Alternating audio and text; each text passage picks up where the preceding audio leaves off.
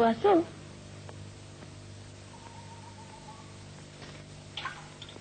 ವಾಸು,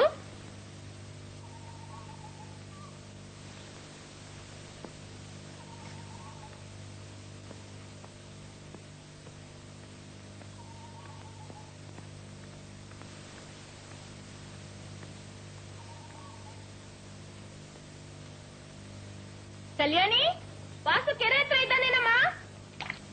ಬರ್ಲಿಲ್ಲಮ್ಮ, ನಾನು ಇಲ್ಲೇ ಇದ್ದೀನಿ. ವಾಸು ಆ ಕಡೆ ಏನಾದ್ರು ಬಂದಿದ್ದಾನ? ಇಲ್ಲ ಕಣೆ, ನಿನ್ನೆ ರಾತ್ರಿ ನನ್ನ ಹತ್ರ ಮಾತಾಡ್ತಿದ್ದ. ಬೆಳಿಗ್ಗೆ ಎದ್ದು ಎಲ್ಲೋ ಹೋಗಿದ್ದಾನೆ, ಬರ್ತಾನೆ. ಅದೇನಿಷ್ಟೊತ್ತಿಗೆ? ಅಧ್ಯಯನ ಇಲ್ವಾ ಇವತ್ತು? ನೋಡಿದ್ಯಾ ಅಂಕಲ್ ಸಕ್ರೆ ಹಾಗೆ ಹೇಳ್ಕೊಂಡು ಬಂತು. ನಾನು ಸನ್ಯಾಸಿ ಆಗ್ತೀನಿ.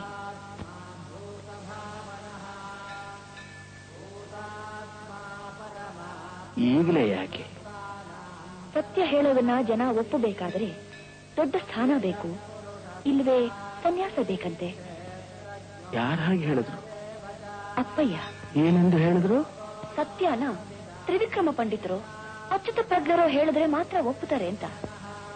ನಾನು ಸನ್ಯಾಸಿ ಆಗ್ಬೇಕು, ಜನಕ್ಕೆ ಸತ್ಯ ಹೇಳಿ ನಂಬಿಸ್ಬೇಕು. ನನಗೆ ಸನ್ಯಾಸ ದೀಕ್ಷೆ ಕೊಡಿ. ಸ್ವಾಮಿ, ಏನೋ ಬಾಯಿ ಮಾತಿಗಾಗಂದೆ. ಇಲ್ಲಪ್ಪ, ನಾನು ಸನ್ಯಾಸಿ ಆಗಬೇಕು, ಇದು ನಿರ್ಧಾರ. ಸ್ವಾಮಿ, ವಂಶಕ್ಕೊಬ್ಬನೇ ಮಗ, ದಯಮಾಡಿ ಬಿಟ್ಕೊಡಿ. ಇನ್ನೊಬ್ಬ ಆಗಬಾರ್ದೇಕೆ? ಆಗದಿದ್ರೆ? ಆಗೋವರೆಗೂ ನಾನು ಸನ್ಯಾಸ ತೆಗೆದುಕೊಳ್ಳುವುದೇ ಇಲ್ಲ. ಆದ್ರೆ ಇಲ್ಲೇ ಈ ಗುರುಗಳ ಸನ್ನಿಧಿಯಲ್ಲೇ ಇರುತ್ತೇನೆ. ವಾಸು, ನಾನೇನೋ ಮನಸ್ಸು ಕಲ್ಲು ಮಾಡ್ಕೊಂಡಿರ್ಬೋದು, ಆದ್ರೆ ನಿನ್ನ ತಾಯಿ ಖಂಡಿತ ಒಪ್ಪೋದಿಲ್ಲ. ತಾಯಿ ಅನುಮತಿ ಇಲ್ಲದೆ ನೀನು ಸನ್ಯಾಸಿ ಆಗ್ಲಾರೆ. ಸ್ವಾಮಿ, ಎಲ್ಲವೂ ದೈವೇಚ್ಛೆ.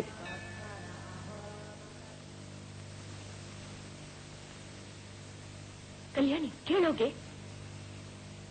ಹೀಗೆ ಮಾಡ್ದಿ ವಾಸು? ಹೀಗೆ ಅಂದ್ರೆ ಹೀಗೆ ಸನ್ಯಾಸಿ ಆಗ್ತೀನಿ ಅಂತ.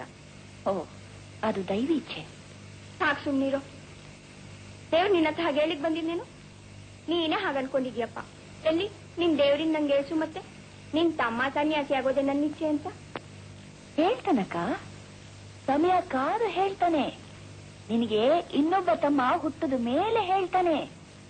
ಅಲ್ಲಿವರೆಗೂ ನಾನು ಸನ್ಯಾಸಿ ಆಗೋದೇ ಇಲ್ಲ. ವಾಸು, ನಿಜಕ್ಕೂ ನೀನ್ ಯಾರು ಹೇಳು?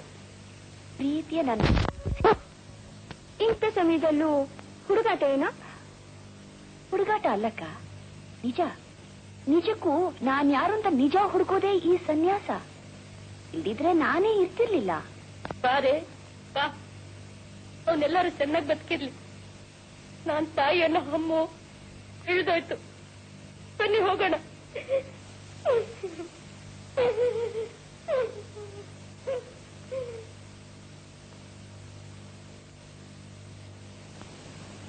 जीवनं विकासयाम्यहं बाल्यं बाल्यं बाल्यं कामेन विमोहयाम्यहं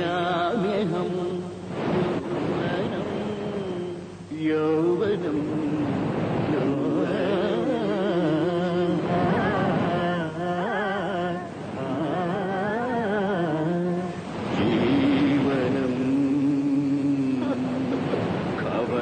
कवलयाम्यहं मृत्युः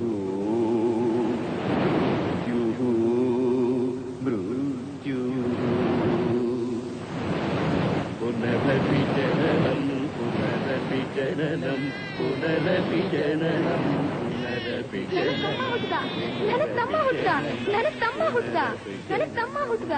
आत्मा मे शुद्ध्यन्तां ज्योतिरहं विरजामि पाप्मा भूयासग्गस्वाहा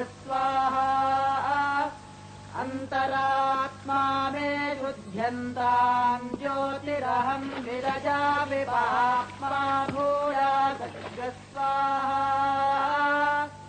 परमात्मा मे शुद्ध्यन्तां ज्योतिरहं विरजामि पाप्मा भूयासग्गस्वाहा सुधे स्वाहा सुक्मि पाशाय स्वाहा न कर्मणा न प्रजया धनेन त्यागेनैके अमृतत्वमानशुः ಪೂರ್ಣ ಪ್ರಜ್ಞಾಭಿಧಾನೋ. ಇವತ್ತು ನಾವು ಒಂದು ಅಪೂರ್ವ ಗ್ರಂಥವನ್ನು ಪ್ರಾರಂಭಿಸುತ್ತಿದ್ದೇವೆ.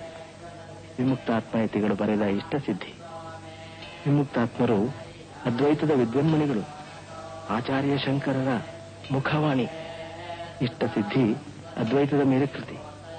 ಅದರ ಮಂಗಳ ಪದ್ಯ ಹೀಗಿದೆ.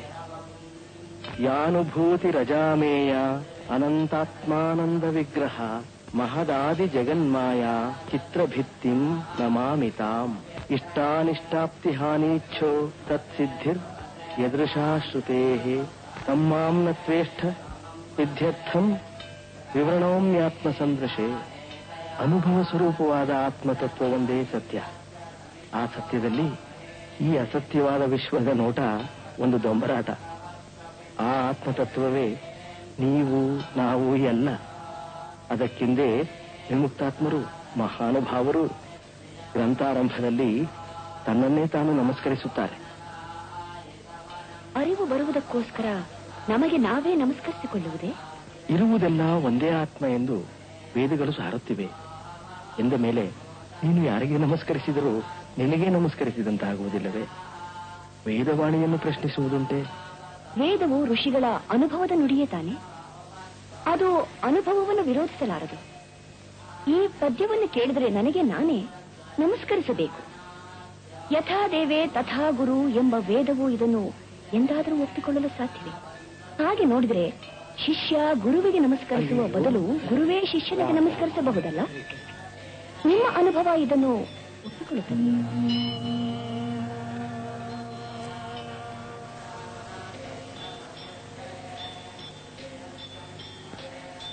ಸ್ವಾಮಿ, ಮೊದಲ ದಿನದ ಪಾಠದಲ್ಲೇ ಗುರುಗಳ ಮನಸ್ಸು ಕೆಡಿಸಿಬಿಟ್ರು. ಗುರುಗಳಿಗೆ ತಿರುಮಂತ್ರ ಹೇಳುವುದು ಒಳ್ಳೆಯದಲ್ಲಪ್ಪ.